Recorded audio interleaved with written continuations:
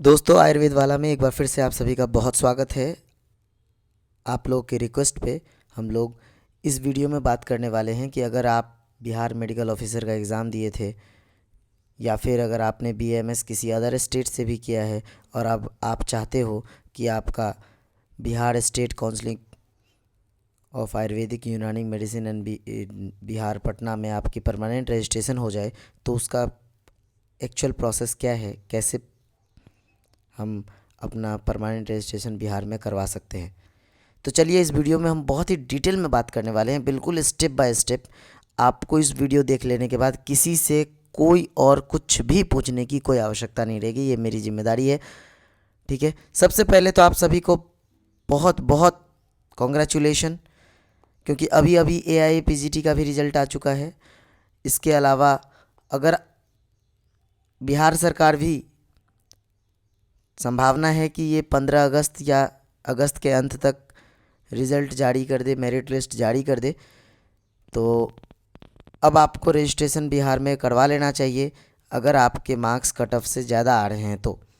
अब सवाल ये है कि कट ऑफ कितने आ सकते हैं, तो इसका मैंने पिछले वीडियो में भी बताया था, एक बार फिर से मैं बता देता हूँ कि संभावित जो कट ऑफ हो सकता है, क्योंकि वीडियो के कमेंट सेक्शन के आधार पर और बाकी और भी लोगों ने जिस तरह से मुझे अपने अपने मार्क्स शेयर किए हैं, उस आधार पर मैं आपको कह सकता हूँ कि अगर आप जनरल कैटेगरी के हैं और अगर आप स्टेट से हो या अदर देन स्टेट हो, कहीं से भी हो, और आपका अगर 160 प्लस नंबर आ रहा है, तो यकीनन आपका सिलेक्शन हो जाएगा।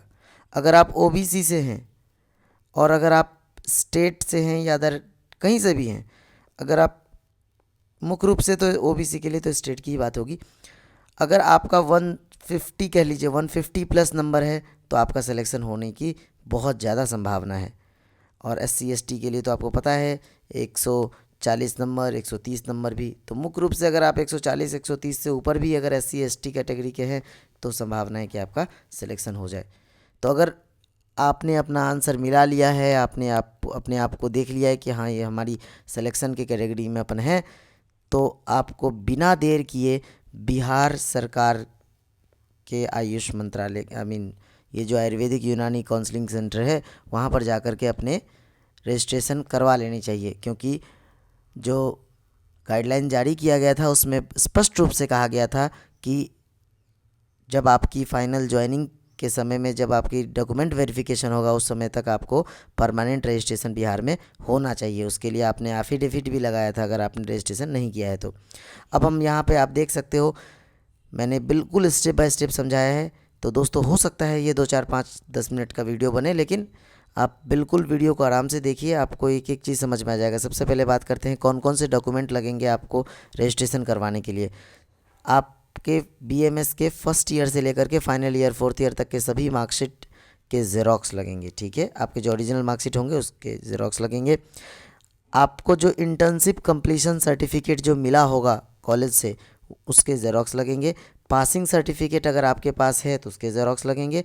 इसके अलावा अगर आप किसी भी यूनिवर्सिटी से हैं, चाहे आप दिल्ली के यूनिवर्सिटी से हैं, चाहे आप यूपी के किसी यूनिवर्सिटी से हैं, बंगाल के यूनिवर्सिटी से हैं, आप देहरादून यूनिवर्सिटी से हैं, या आप Maharashtra university of health science से हैं, कहीं से भी हैं, अगर आपके पास या तो प्रोविज़नल रजिस्ट्रेशन है या फिर परमानेंट रजिस्ट्रेशन है, तो सबसे पहले आपको प्रोविज़नल या परमानेंट रजिस्ट्रेशन का NOC नॉन ऑब्जेक्शन सर्टिफिकेट आपको अप्लाई करके वहाँ से लेना पड़ेगा, और उस NOC का भी ज़ेरॉक्स आपको लगेगा।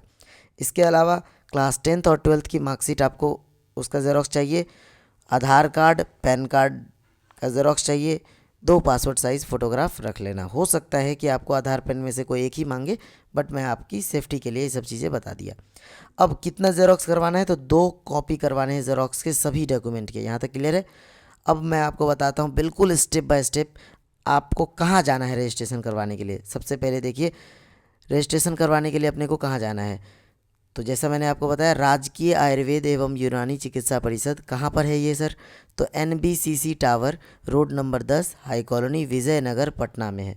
ठीक है, आप पटना स्टेशन उतरते हैं, पटना में सिंपल किसी ऑटो वाले को कहते हैं विजयनगर चलना है ना, आयुर्वेदिक यूनानी चिकित्सा परिषद, तो आपको रोड नंबर 10 पे तो आपको लेके चला जाएगा। ठीक है, जब आप जाएंगे आपको पता चलेगा बहुत ही बिल्कुल अंदर साइड में है ना, एक छोटी सी बिल्डिंग है, बट जैसा भी है अब आपको वहाँ जा कर के आपको रजिस्ट्रेशन के लिए अप्लाई करना है। ठीक है, अब कैसे अप्लाई करें इसको मैंने स्टेप वाइज से समझा रखा है।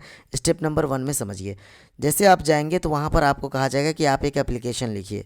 फिर आपको कहा जाएगा कि आपने अपने यूनिवर्सिटी में डॉक्यूमेंट वेरिफिकेशन के लिए आपने जो पेमेंट किया है ऑनलाइन पेमेंट, उस पेमेंट का आपको ज़ेरॉक्स स्लिप, ओरिजिनल ज़ेरॉक्स जो स्लिप होगा उसका ज़ेरॉक्स मांगेगा। अब इन सब के अलावा आपको मन में आएगा एप्लीकेशन में क्या क्या लिखना है, तो उसके लिए भी मैंने यहाँ पर आपको एक फॉर्मेट लिख करके बता दिया है।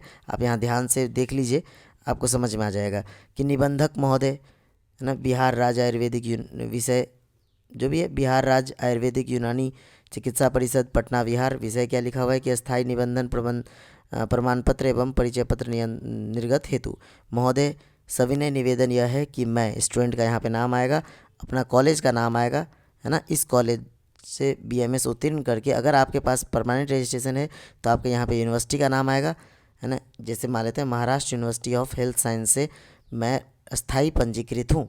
ठीक है, अगर परमानेंट रजिस्ट्रेशन है तो फिर आप लिखेंगे जिसे अब बिहार राज्य आयुर्वेदिक यूनानी चिकित्सा परिषद में पंजीकृत कराने का अनुरोध है, अतः श्रीमान से अनुरोध है कि आप हमें पंजीकृत करने की कृपा करें। फिर आपको अपना कॉलेज का नाम फिर से एक बार लिख देना है जिस भी कॉलेज से आपने BMS किया है।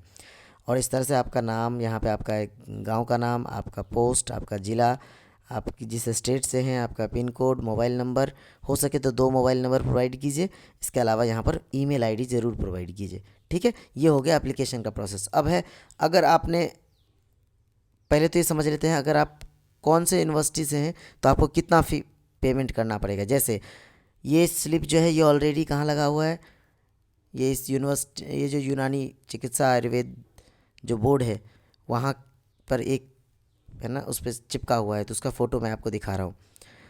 अगर आप उत्तराखंड आयुर्वेदा यूनिवर्सिटी से हैं तो आपको 600 रुपये पे करने हैं। अगर आप बुंदेलखंड यूनिवर्सिटी झांसी से हैं तो आपको 500 रुपये पे करने हैं। अगर आप डॉक्टर SR मतलब सर्वपल्ली राधाकृष्णन राजस्थान यूनिवर्सिटी जो भी है जोधपुर से अगर हैं तो आपको 1000 रुपये पे करना है।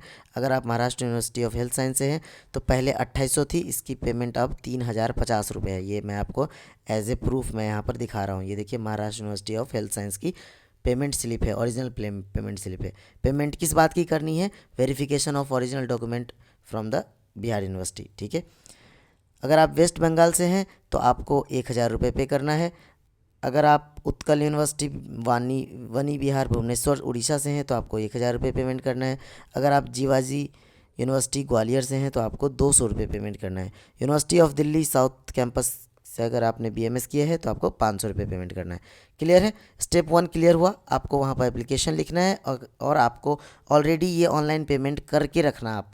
ठीक है, ऑनलाइन पेमेंट करके आपको इस तरह से आपको जो स्लिप मिलेगा यूनिवर्सिटी की तरफ से उसका आप ज़ेरॉक्स निकाल के रखना। ओके, तो एप्लीकेशन और ज़ेरॉक्स आप निकाल लिए। फिर स्टेप नंबर 2 में आपको क्या करना है, वहाँ पर जब जैसे जाएंगे तो वो आपको एक फॉर्म देंगे। वो फॉर्म 2 पन्ने का होता है। ये फॉर्म भी मैंने यहाँ पर आपको दिखाया है।